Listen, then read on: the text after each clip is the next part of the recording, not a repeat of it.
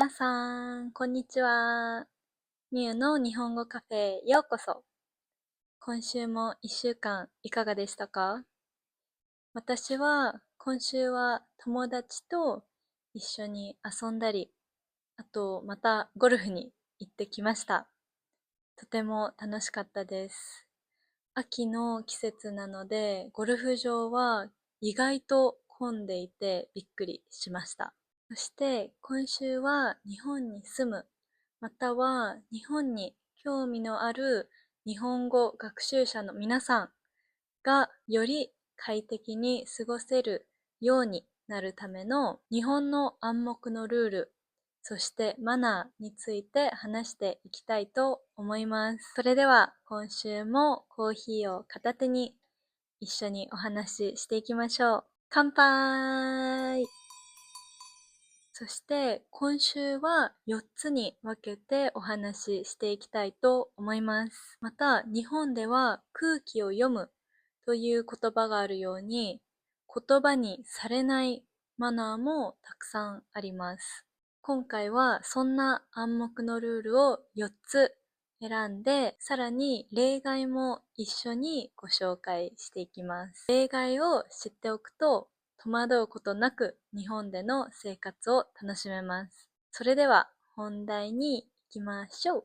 さて、まず一つ目は電車やバスでの通話です。この暗黙のルールは何かというと、日本の公共交通機関、バスや電車では通話が NG、通話をしてはいけないんですね。基本的に携帯電話の通話はマナー違反です。そしてこれはなぜかというと、混雑した空間でお互いのプライバシーを守り、そして静寂を保つための配慮です。なので電車やバスで音楽を聴いたり動画を見たりするときはイヤホンを必ずつけるようにしましょう。そして通話はバスや電車を降りてからまたは乗る前に終わらせましょう。ただし、これには例外もあります。何が例外かというと、例えば新幹線や特急列車に乗った場合は、新幹線や、特急列車の車両の間にデッキと呼ばれる部分があります。この間の部分、席のない部分では通話が OK となっています。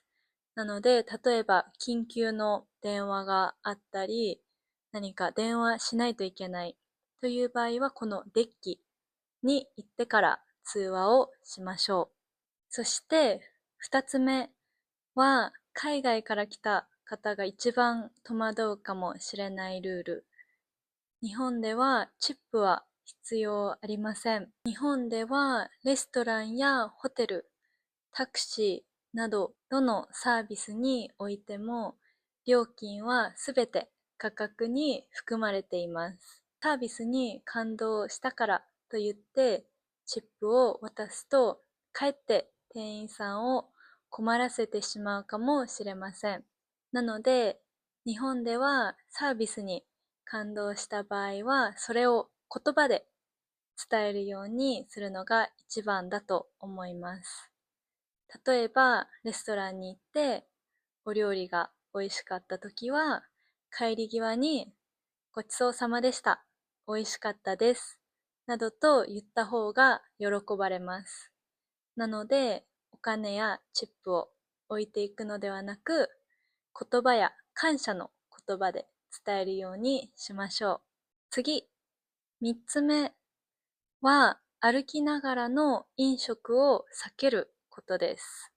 歩きながらの飲食はしないようにしましょう。日本の街中で食べ物を食べながら歩く行為は、だらしない印象を与えたり、人にぶつかって食べ物を落とす危険があるため、一般的に避けられます。そして飲み物も立ち止まって飲むのがマナーです。そしてこれにも例外があります。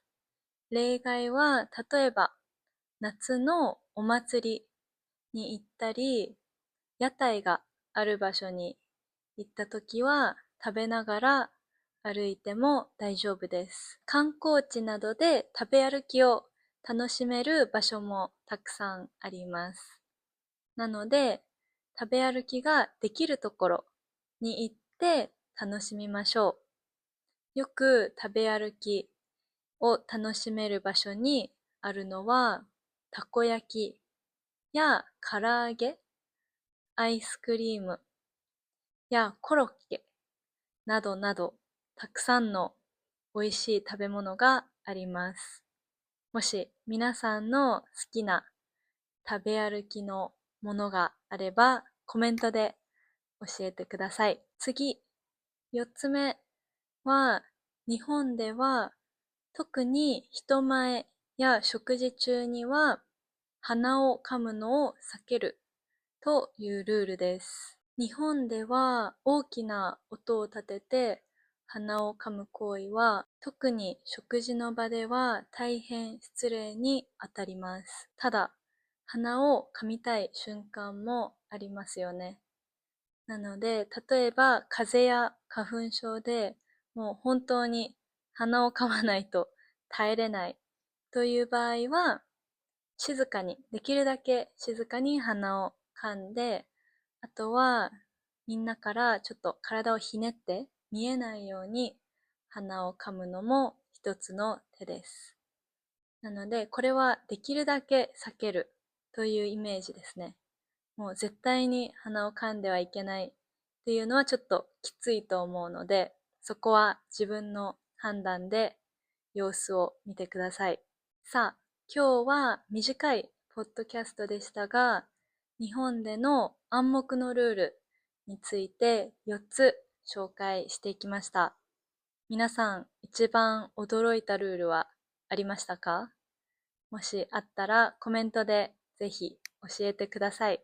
今日ご紹介したルールは日本人の思いやりから来ている部分も多いので、もし皆さんが日本に遊びに行った時は、これらのルールを思い出して実行していただけると嬉しいです。また、日本の文化は少し複雑に感じるかもしれませんが、これらのヒントを参考に自信を持って日本の生活を楽しんでください。そして、いつも通り私は皆さんの日本語学習を応援しています。それでは、今週もみゆの日本語カフェへ遊びに来てくれてありがとうございます。来週も素敵な一週間をお過ごしください。そして先週言い忘れてしまったので、今週言わせてください。それでは、ほいたらねー。またねー。